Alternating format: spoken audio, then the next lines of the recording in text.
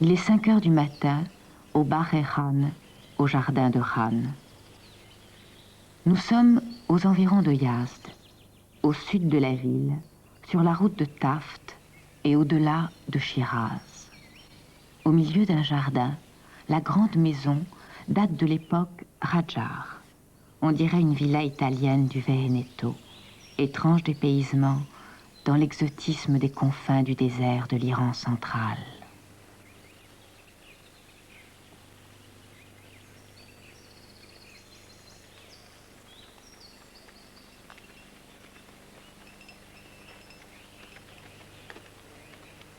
Cinq heures et demie sur le chemin de Sar-Yazd. Sur la route de Kerman, au sud-est de Yazd, Sar-Yazd est un gros village du désert.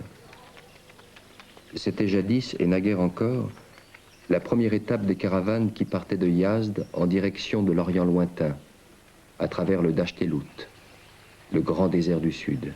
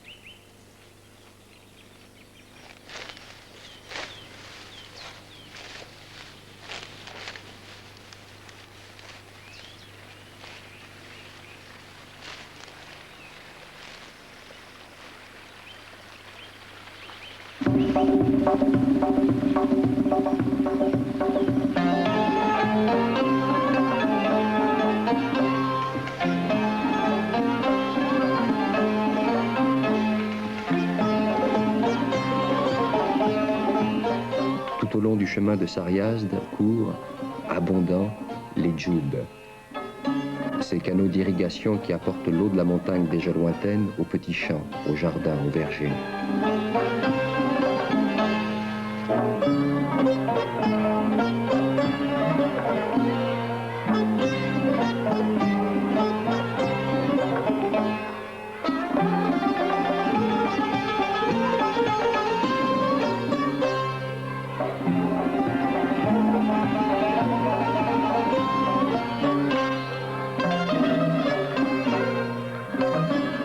À cette heure matinale, la vaste Ossénier, la place principale du village, s'anime déjà.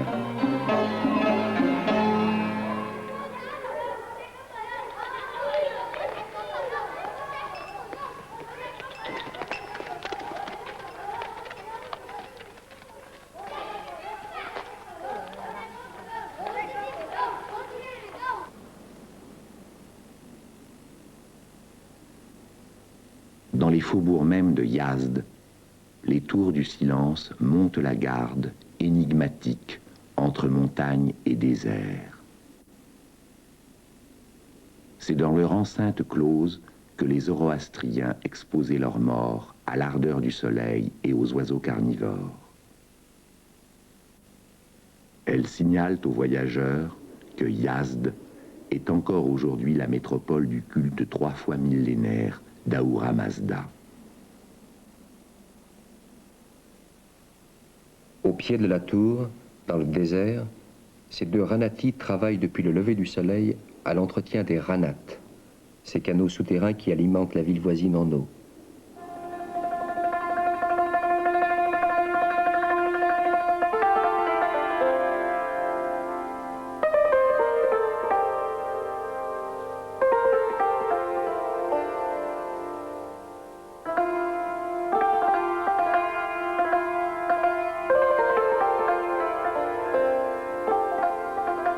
Heures à Yazd. Autour de Masjed et Jomé, la mosquée du vendredi, au pied de ces minarets, les plus hauts d'Iran, Dans la vive lumière du soleil déjà haut, la ville doucement s'éveille. Située au cœur géographique du pays, Yazd est marquée, plus que toute autre ville iranienne, par sa situation caractéristique de port du désert. Au départ ou à l'arrivée des caravanes qui traversaient le Kavir ou le Lout en direction du Tibet et de la Chine ou en direction de l'Inde.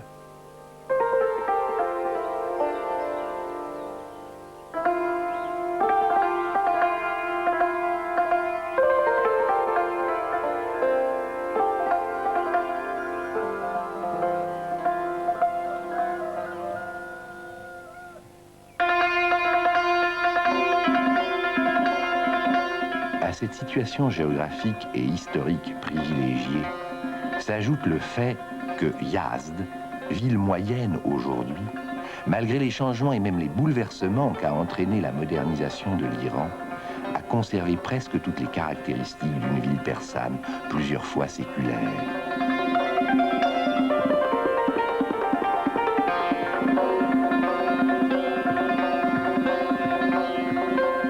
Architecture et urbanisme dans de nombreux quartiers sont intacts, mais surtout, le mode de vie des habitants n'a guère changé.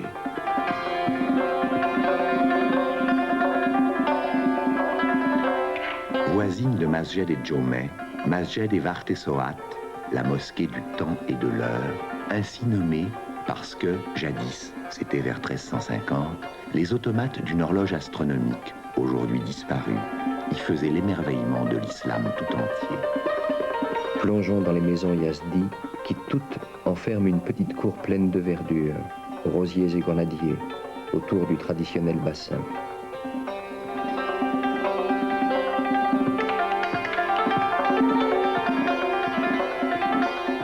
Déjà chaud, le soleil achève de sécher sur les terrasses du quartier les écheveaux de laine et de coton que les teinturiers y ont exposés la veille au soir.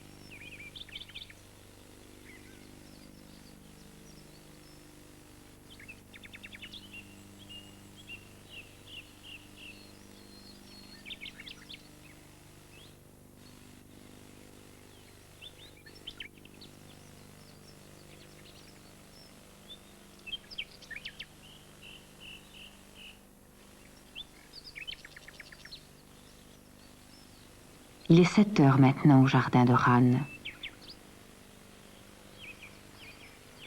Le soleil a déjà tiédi l'eau du grand bassin octogonal de la maison et des oies y barbotent.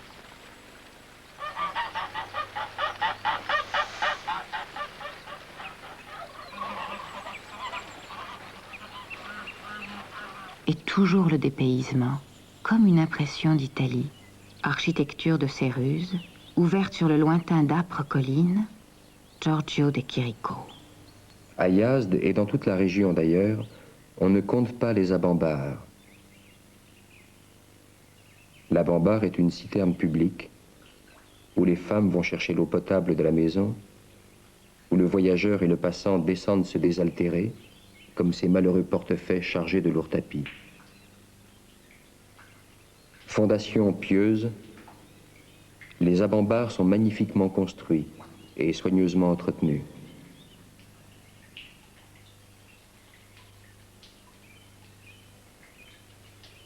Une énorme coupole ovoïde, aux 2 tiers enterrés, protège le réservoir que signalent par 2, par 3 ou par 4 les hautes cheminées de bouches à air qui le réfrigèrent et qu'on appelle des badguirs.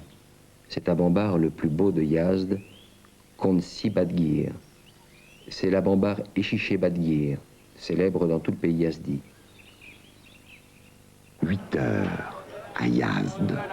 C'est l'heure, point trop chaud dans le corps, où notre ami, Araye Mashroutet, Monsieur Mashroutet, fait un tour en ville.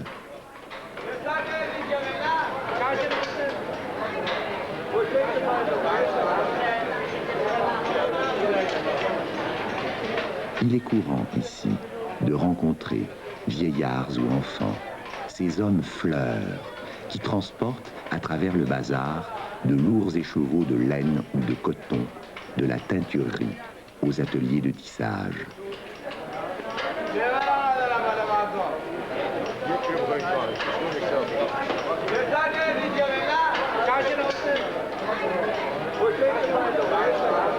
Mahmoud Mashroutet est un notable. Il connaît tout le monde, et tout le monde le connaît. Philosophe, archéologue, gourmet, fumeur, et, faut-il le préciser, pas seulement de tabac, il est, entre tous les Yazdis, un amoureux de sa ville.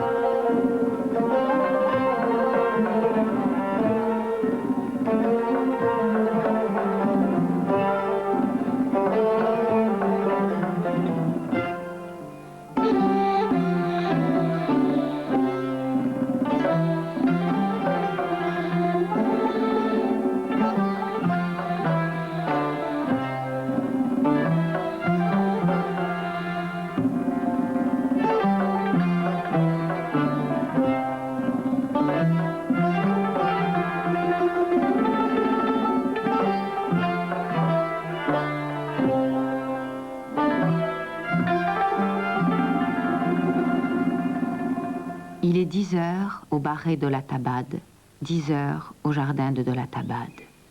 Aménagé au début du XVIIIe siècle pour un gouverneur de la province, le long des anciens remparts de la ville, le jardin de la Tabad était le plus beau jardin de Yazd. Au bout du jardin, la villa proprement dite est un ravissant kiosque à plan cintré ou central que surmonte à 40 mètres de hauteur la fantastique cheminée octogonale d'un colossal Badgir, le plus haut de Yazd, le plus haut peut-être de toutes les villes du désert en Iran.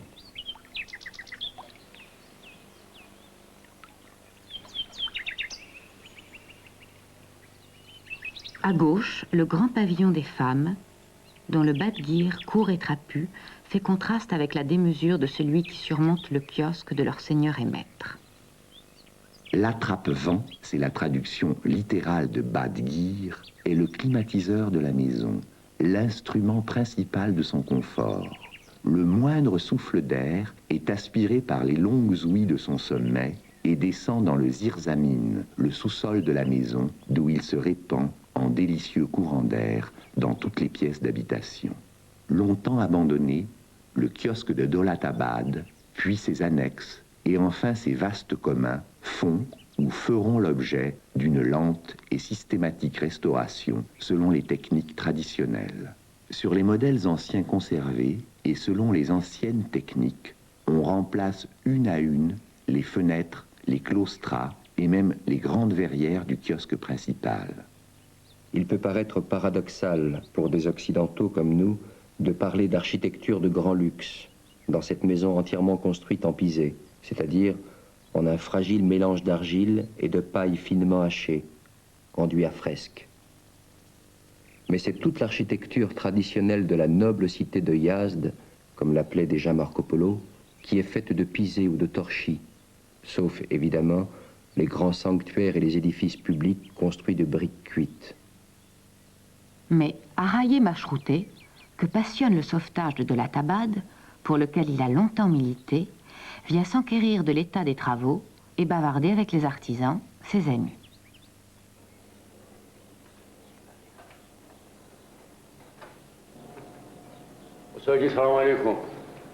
Cette technique s'appelle gatchbori, littéralement stuc découpé. Et pour chaque claustra, le motif sera renouvelé. تقریبا چند روز طول میکشه؟ تقریبا 3 ماه. 3 ماه هر یکی از اینا طول میکشه. چند متر تقریبا؟ تقریبا 2 متر در 1 متر. 2 متر در 1 کوبیست.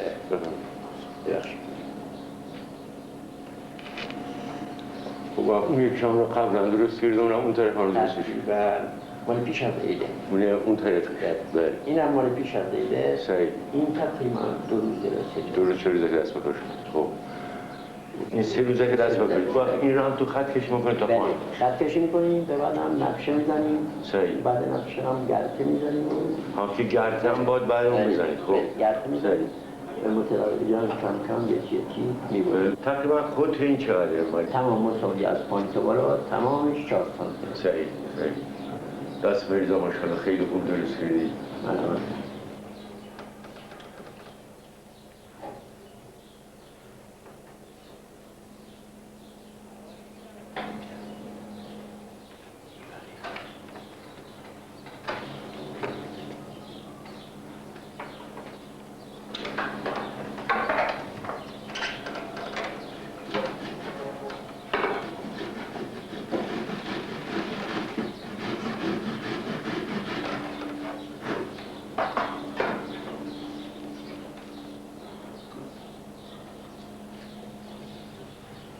La grande verrière de l'ivent central du pavillon est un immense puzzle géométrique dont le vitrage multicolore est enchâssé d'une délicate menuiserie entièrement assemblée par mortaisage, sans un clou, sans une vis.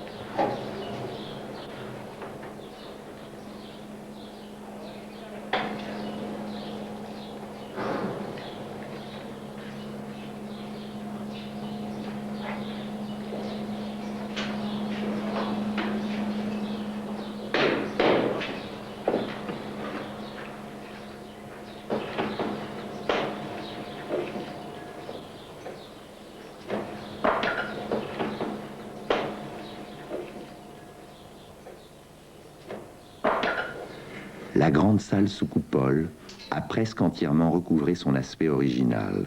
Claustras de plâtre ciselé à l'extérieur, claustras de bois à l'intérieur, fenêtres aveugles serties d'une dentelle de verre de couleur. Il faut bien comprendre que dans ce pavillon d'été, délicieuse maison des courants d'air apportée en longues effluves par la cheminée du Badguir, portes et fenêtres ne sont point là pour fermer la maison, pour la clore comme nos portes et nos fenêtres. Leur fonction est seulement de ménager à l'intérieur une pénombre exquise qui protège le corps et l'âme de l'éclat, aftab, dit la langue persane, si violent du soleil.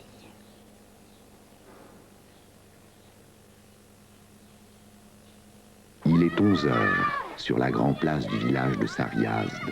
Cette place, autrement dite Ossénier, est un théâtre. Elle enserre d'une vaste architecture régulière le lieu où chaque année, pendant le mois de Muharram, les acteurs du Tazieh représentent la passion d'Hossein, petit-fils du prophète, troisième des saints imams, tué à Kerbella par son cousin, le vil Yazid. Ossénier en l'honneur de Seine. En son centre, on affichait un mât où flotte un chiffon noir, pauvre étendard de deuil des saints imams chiites.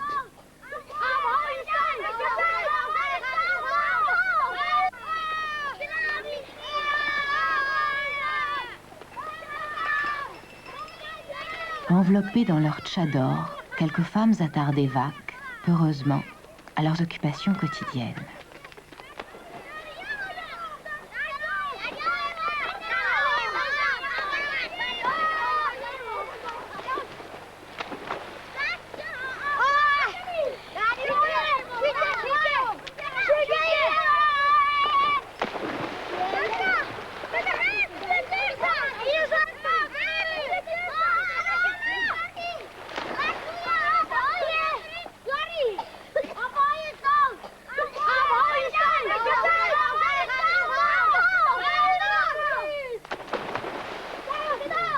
l'un des centenaires du village fait sa promenade. Et dans la torpeur de cette fin de matinée, l'arrivée d'un camion au village est un véritable événement.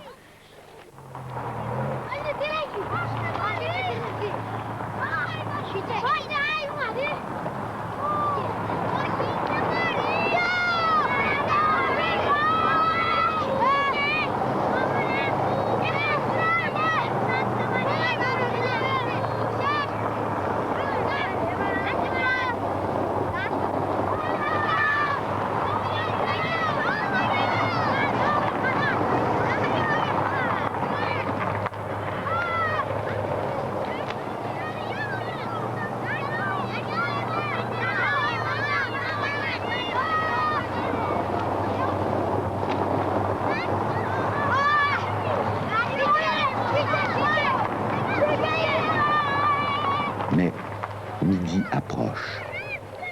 Il est temps de retourner à Yazd la Pieuse.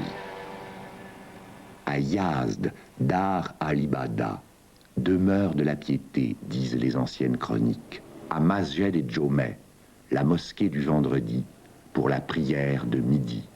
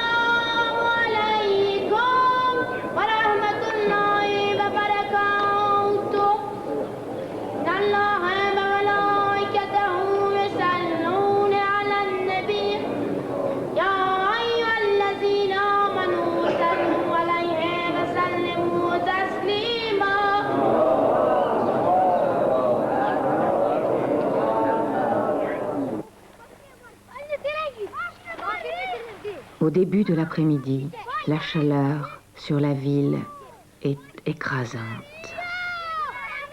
Au commun du bar et de la tabade, les briques crues, façonnées le matin même, sèchent vite, pendant que les maçons du chantier prolongent un peu la pause. Et comme ce matin, à Saryazd, seuls les jeunes garçons savent, insouciants, profiter de la chaleur qui nous accable.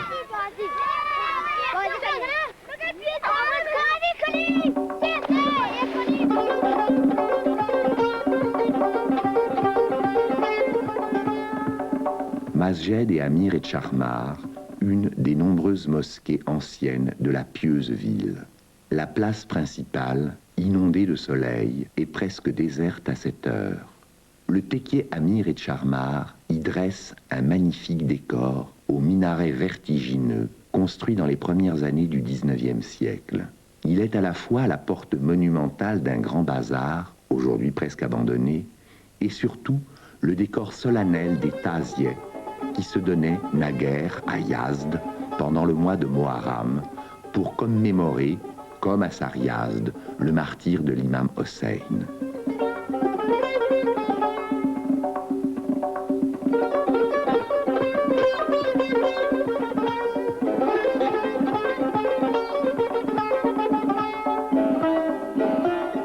Et nous retrouvons aussi, comme à Sar-Yazd, le même grand échafaudage de bois qu'on appelle un narl. Celui-ci est immense, plus de 10 mètres de haut. Son poids dépasse les 2 tonnes. Il est la représentation symbolique du catafalque des saints imams martyrs. Paré de tentures précieuses, de tapis et de miroirs, 40 hommes et plus le portaient jadis en procession à travers la ville. Ce qui donne, encore une fois, la mesure de la réputation de piété que s'était faite Yazd. Ce narl passe pour le plus grand de toute la Perse.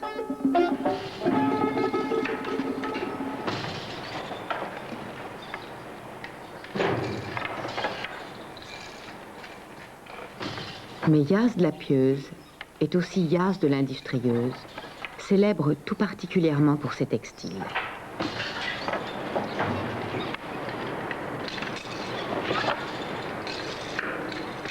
Dans les ateliers traditionnels, on tisse encore les termés, précieuses étoffes de laine ou de soie qui répètent et varient à l'infini des combinaisons de beauté. Le motif persan par excellence, stylisation du cyprès, l'arbre de vie, légué par le zoroastrisme à la Perse islamique, qui elle-même l'a prêté au Cachemire, où sont allés le chercher les marchands de cravates de Regent Street ou du faubourg Saint-Honoré. Le métier traditionnel où travaillent le père et le fils, mais nous sommes en période de vacances scolaires, est comparable à un ordinateur archaïque. En manipulant un réseau complexe de fils, le petit garçon, littéralement, programme le passage des fils de couleur de la navette dans la trame, tendue sur le métier.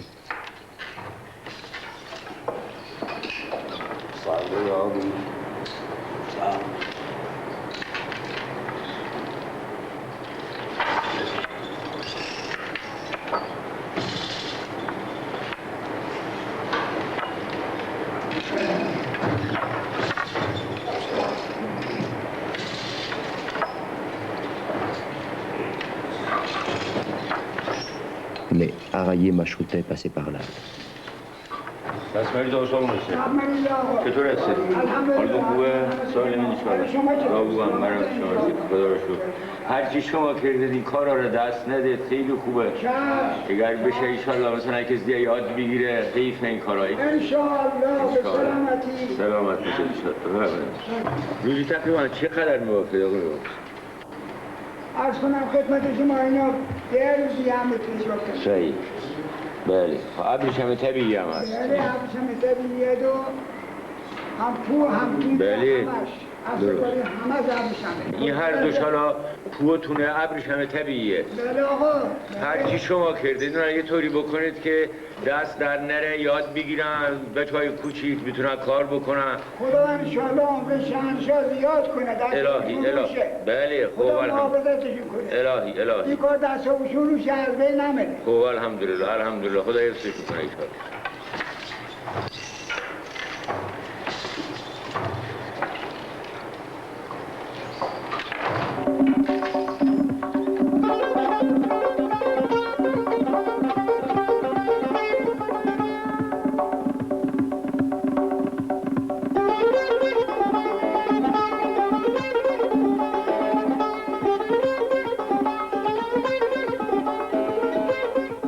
On dit souvent de Yazd qu'elle est la ville des Badguirs, certes, mais c'est aussi la ville des coupoles, comme celle-ci, qui couvre les allées et les échoppes du Grand Bazar.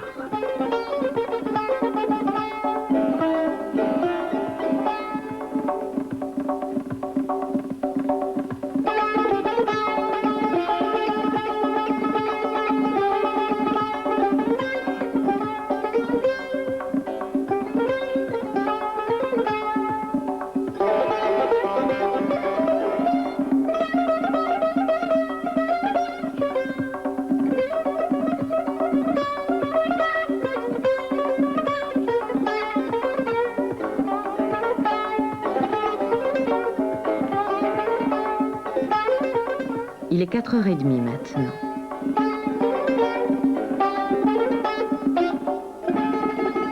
Par les ruelles si bien tenues du quartier zoroastrien, accompagnons M. Mashroutet qui se rend au Temple du Feu, car c'est à Yazd que vit et prospère la principale communauté zoroastrienne du pays.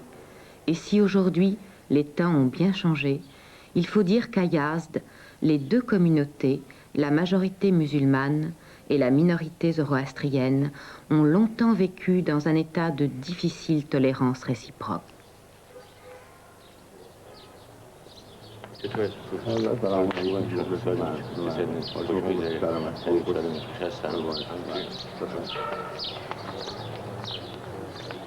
Quoique musulman chiite, Mahmoud Mashroutet est tout particulièrement bien accueilli par le gardien du temple et par le prêtre qui l'attend au fond de l'allée. Araye Mashroutet entretient vraiment avec les zoroastriens des rapports fraternels.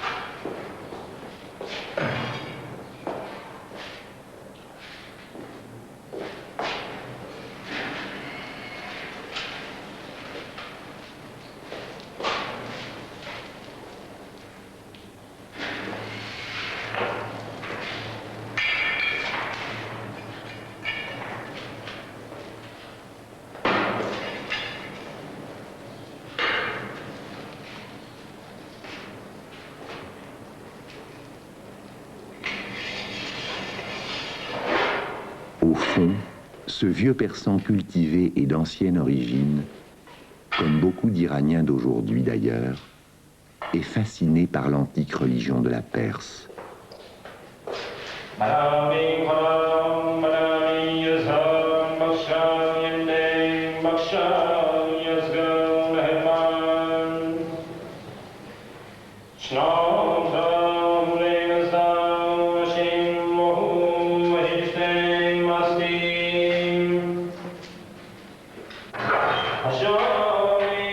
S'il se rend de temps en temps à l'Ateshga, le temple du feu, pour y contempler la liturgie du feu sacré et entendre l'Avesta, c'est pour retourner aux sources encore vivantes ici de la foi, de la morale, de l'histoire et de la langue nationale.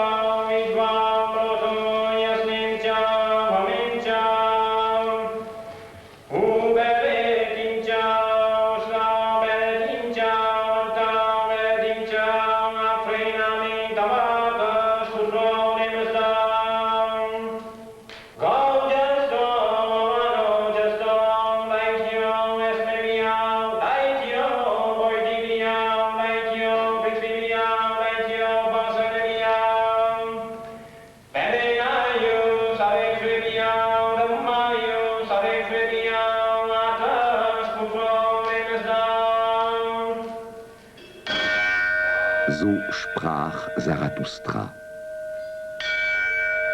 Ainsi parlait Zarathustra. 5h30 déjà. Au barré de la Tabad, les ouvriers qui travaillaient là-haut, aux superstructures du Grand Badgir, quittent le chantier.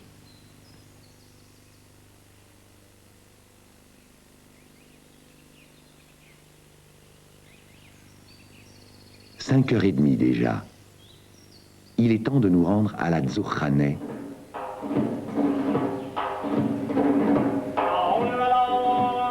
où nous appellent le tambour et le chant du Morshed.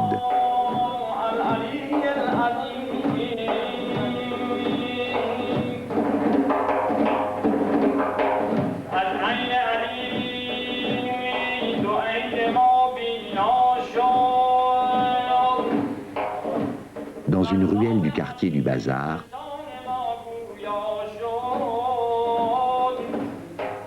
tout près, justement, du Tekke et Amir et Tchahmar.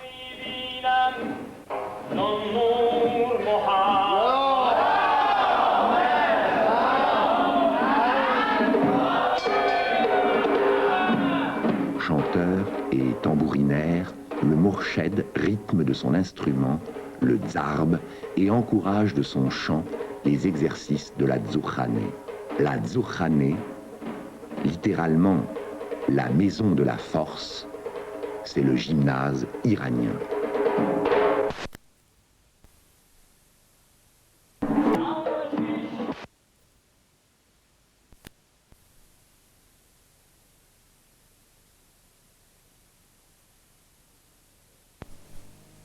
Donc ils ont la valeur tout à la fois d'assouplissement et de force.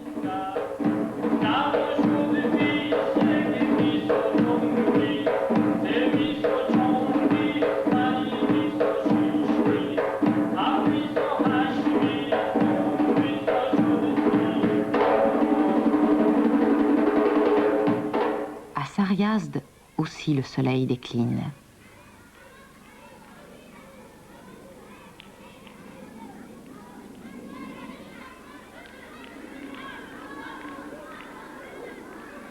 Et les bergers reconduisent au village leurs troupeaux de moutons et de petites chèvres noires.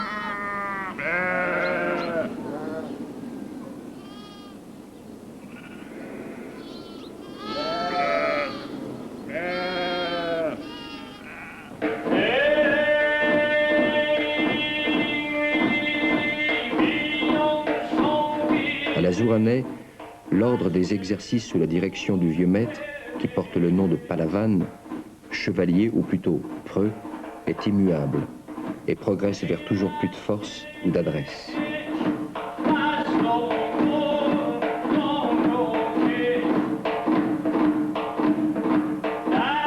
Au centre du groupe, le vieux maître de la Zouranais de Yazd, le Palavan, homme entre tous, pieux et sage, à 84 ans.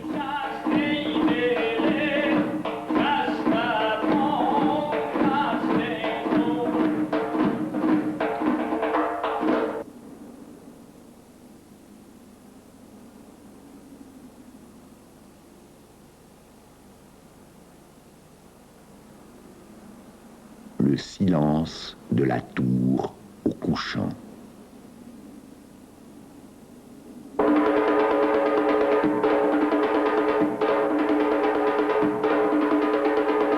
Exercice d'adresse, on jongle avec les milles. C'est le nom de ces massues.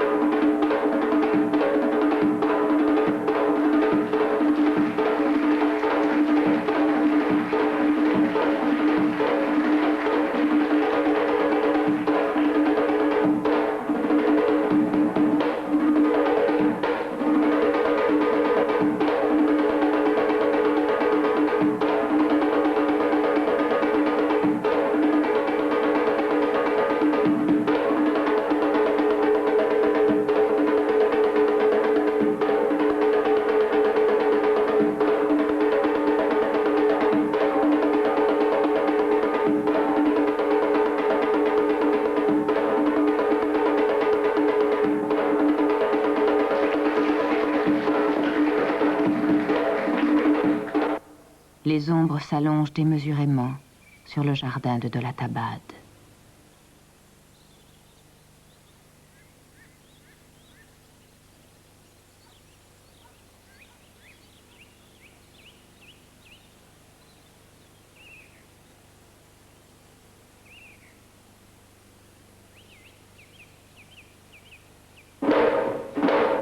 Pour cet exercice, pratiqué collectivement, un mille peut aller jusqu'à peser 15 kilos.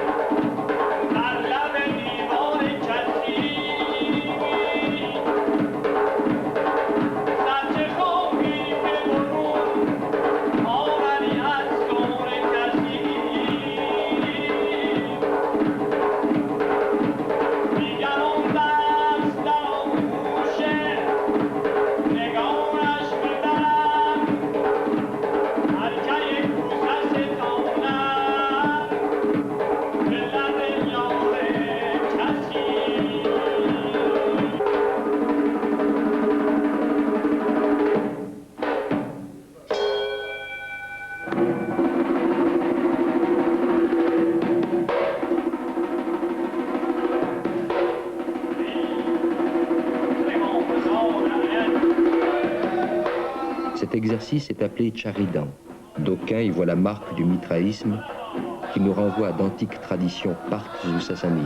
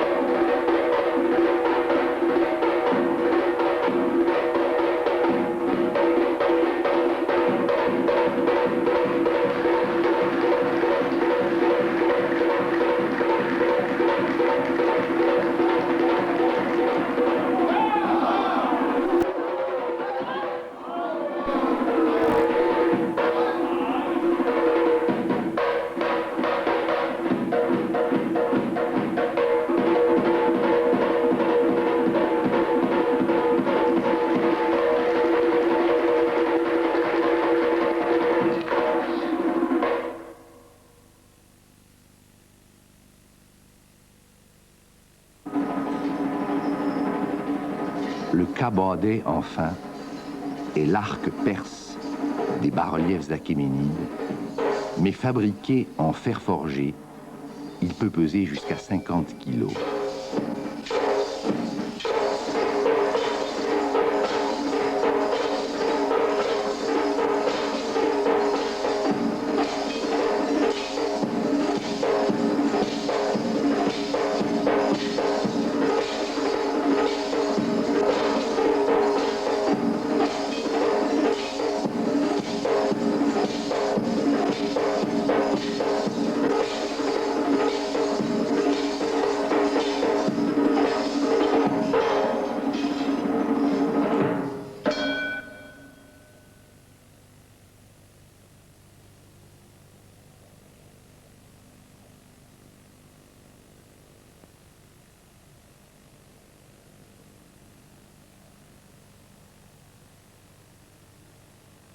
Il est déjà 7h30. Le crépuscule descend sur la ville.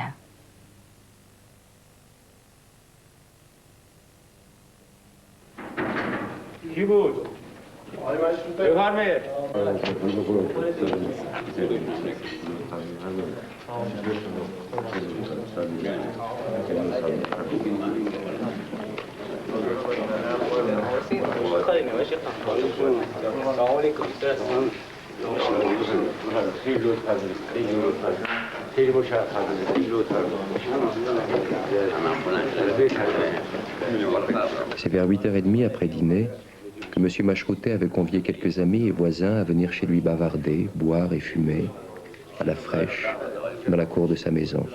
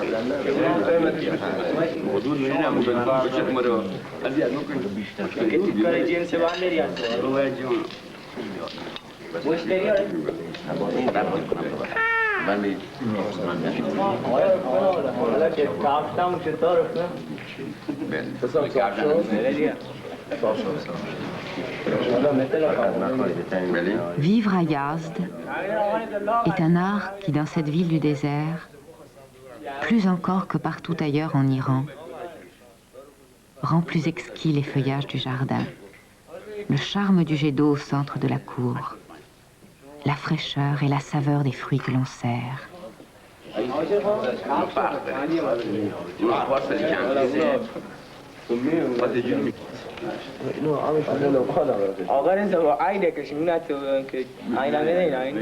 Plus légère la nuit sur les terrasses, sous un ciel que sa transparence fait foisonner l'étoile.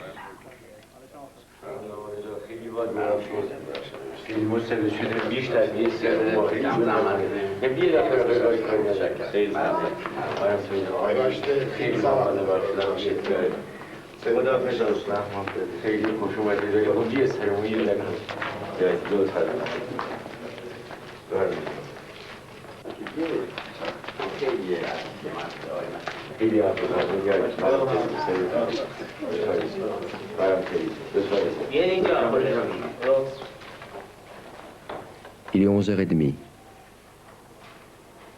Avant minuit, tout le monde sera couché.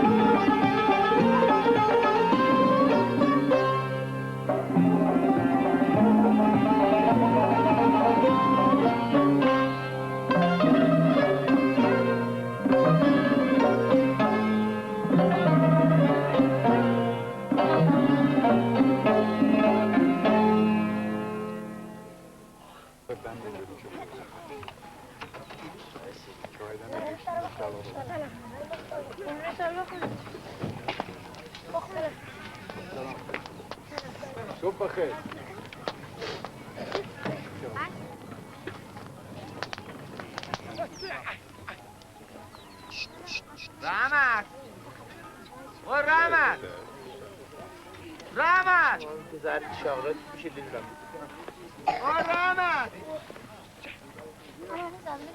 C'est à l'aube, alors que les herbes maigres sur le plateau du Fars sont encore couvertes de rosée, que le campement des nomades Rachraï s'éveille.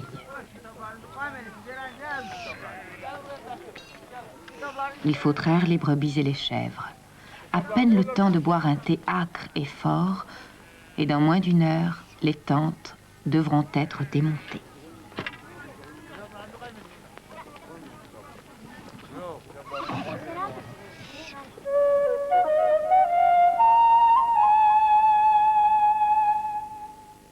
C'est, sur le plateau du Fars, la plaine vallonnée du Morhab, à 1900 mètres d'altitude, que Cyrus le Grand, fondateur de l'Empire achéménide, choisit pour dresser le camp des Perses, Pasargade, la première capitale achéménide.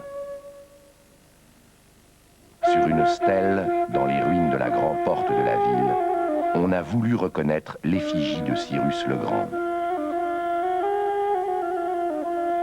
En longue robe élamite, sur fond de grandes ailes déployées, empruntées à l'art assyrien.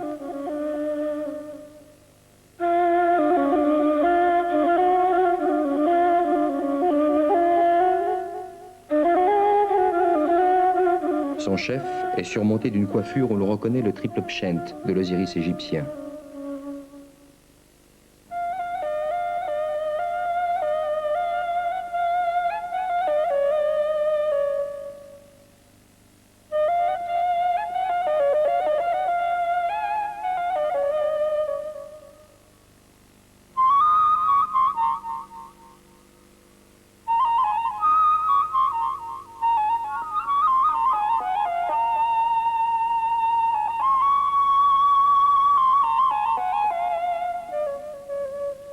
Quelques colonnes tronquées marquent l'emplacement de ce qui fut le palais du conquérant, et seule une colonne subsiste du bâtiment de la Padana, cette salle des audiences qui est le cœur politique des palais achéménides.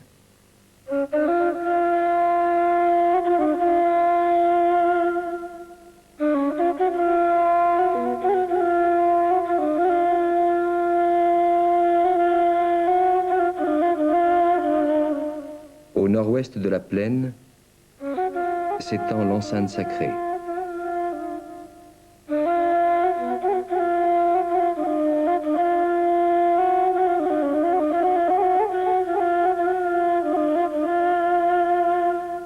Deux autels du feu en calcaire étaient destinés au culte d'Ahura Mazda.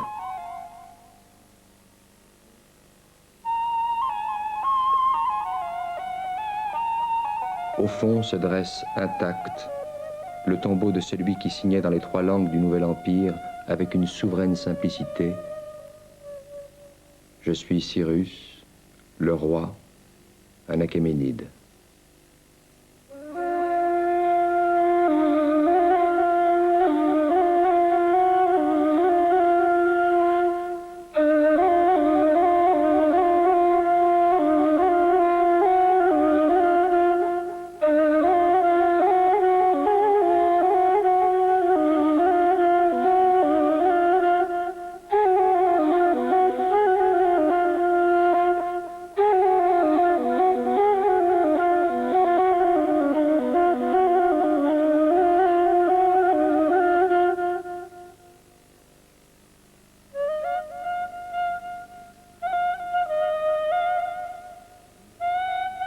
Quelques 1500 ans plus tard, à l'ère musulmane, le mausolée acquit une célébrité nouvelle et reprit un caractère sacré. Curieusement, une légende faisait de lui le tombeau de la mère de Salomon. Il fut transformé en mosquée par les souverains locaux du Fars. Un mihrab fut taillé dans la paroi sud-ouest de la chambre funéraire.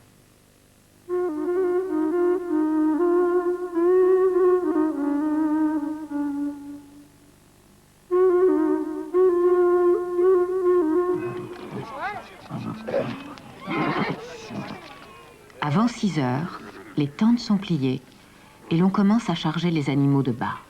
Ânes, mulets et dromadaires.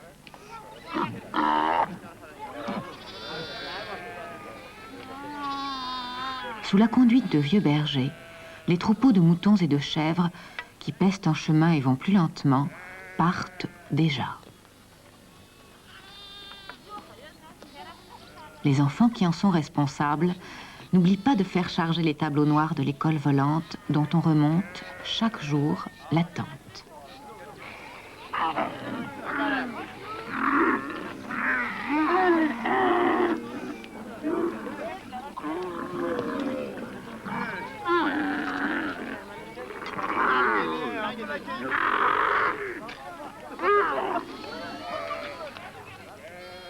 En 559 avant Jésus-Christ, Cyrus était devenu roi d'Ansan.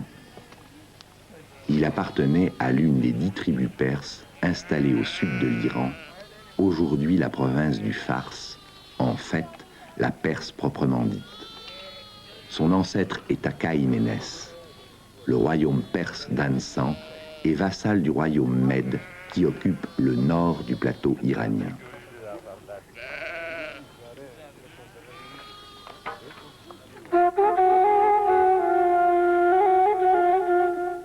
Cyrus se révolte. Le roi des Mèdes est vaincu, fait prisonnier. Ecbatane, sa capitale, est prise en 549 avant Jésus-Christ. Mais, politique autant que magnanime, Cyrus traite les Mèdes en alliés et non en vaincus.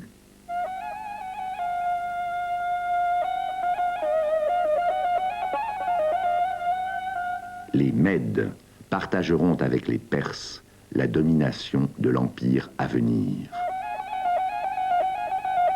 Dès 546, les conquêtes commencent par la Lydie, qui donne à Cyrus le fabuleux trésor du roi Crésus. Les riches cités grecques d'Ionie sont ensuite soumises. Maître de l'Anatolie, Cyrus franchit les monts du Taurus, entre en Mésopotamie, descend le cours du Tigre et fait tomber Babylone. Nabonide est détrôné et ses vassaux viennent baiser les pieds de celui qui devient le roi des rois. En moins de 2 décennies, Cyrus le Conquérant s'est rendu maître de l'Asie mineure. Dans la paix du soir qui descend sur le plateau du Morkhab, la cigogne, qui a reconstruit à son idée un chapiteau pour l'unique colonne de la Padana, est venue retrouver ses petits. Cyrus mort, son fils Cambyse conquiert l'Égypte. En 522, Pharaon doit ouvrir les portes de Memphis au roi des rois. Grâce à sa victoire sur Psamétique, le dernier des Saïtes, Cambyse peut annexer à son empire des royaumes du monde le plus ancien et le plus riche.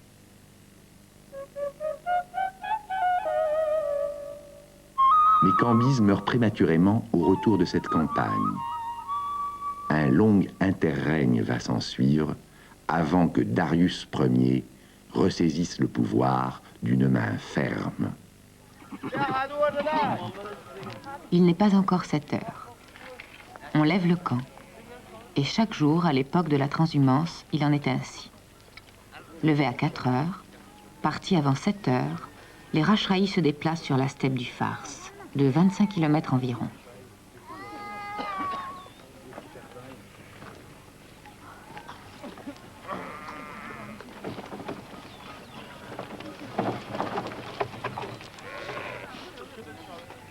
À la mi-journée, quand l'ardeur du soleil assomme les hommes et les bêtes, ils font étape, montent les tentes et s'installent pour le reste de la journée.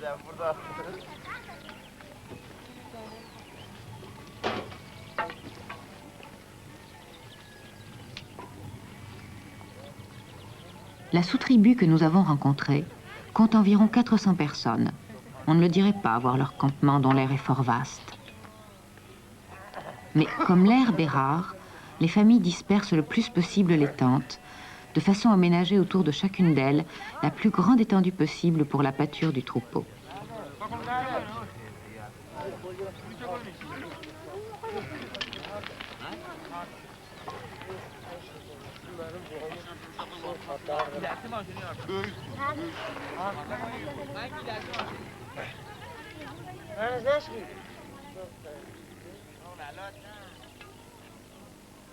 De même, les Rachraïs ne voyagent-ils pas groupés, mais comme nous le verrons, échelonnés par petits groupes autonomes qui se retrouvent tous, néanmoins, au campement choisi.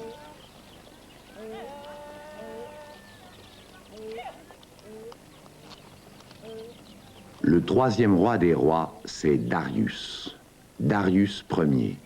Darius le Grand. Vainqueur des félons qui ont tenté de lui ravir le trône à la mort de Cambyse, mais rendu par là conscient des ferments de dislocation qui menacent ses possessions déjà si vastes, il décide, à son avènement, de resserrer les liens entre les parties de l'Empire. Pasargade, la capitale de Cyrus, est trop excentrique. Suse sera donc sa capitale mésopotamienne, d'où il contrôle la Babylonie et au-delà l'Égypte par le golfe Persique. Le site de Suse fut inventorié à la fin du XIXe siècle par les archéologues français Dieu Lafoy et Jacques de Morgan. C'est pourquoi le Louvre possède la plus belle collection achéménide du monde, hors l'Iran. Des recherches récentes à Suse ont permis de mettre à jour une statue colossale, hélas tronquée, de Darius. Elle avait été commandée et exécutée en Égypte à la demande du roi des rois. En partie reconstituée, elle accueille depuis peu le visiteur à l'entrée du musée Bastan à Téhéran.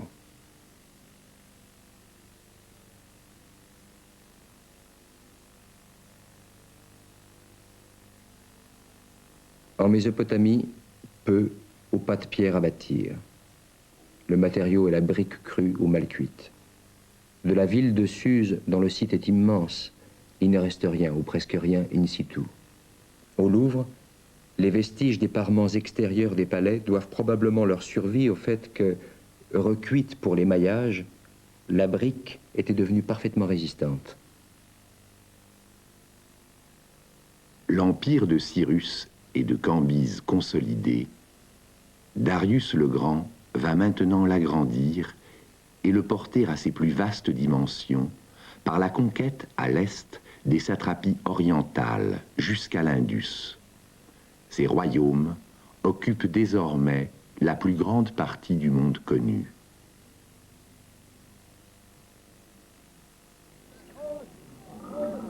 Les nomades Rachraïs itinèrent dans le sud de l'Iran et dans le Fars en particulier, entre les rivages chauds du golfe Persique, où ils passent les mois d'hiver, et les monts du Zagros, où ils estivent avec leurs troupeaux. Les Rachraïs sont l'un des peuples nomades de l'Iran qui en comptent d'autres, les Bakhtiaris en particulier, qui occupent l'Iran central et itinèrent entre Ispahan et le Zagros, et les Lors, qui occupent l'Iran de l'ouest. Mais les Rachraïs sont aujourd'hui les plus nombreux, et les ethnologues qui s'en occupent voient en eux le plus grand groupement nomade organisé de la planète, entre 150 et 200 000 personnes. Un petit peuple, regroupé en quelques grandes tribus. Sous la domination des Perses et des Mèdes, ce que nous appelons Proche et Moyen-Orient ont fait leur unité de la Grèce ionienne jusqu'à l'Inde.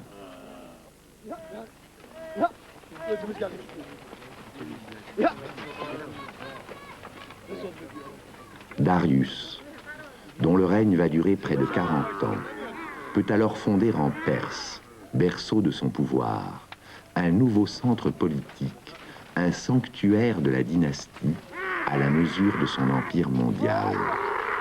Non loin de Pasargade, qui restera la capitale originelle où l'on se recueille sur la tombe du roi fondateur et où se déroulent les couronnements, Darius crée Persépolis.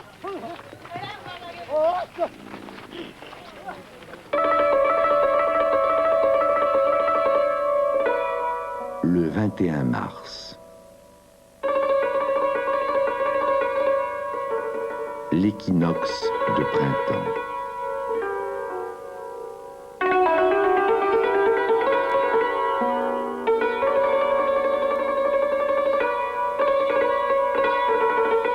Nowruz, le Nouvel An persan. La plus grande fête de la religion masdéenne est le jour choisi par le roi pour recevoir à Persépolis l'hommage de ses peuples.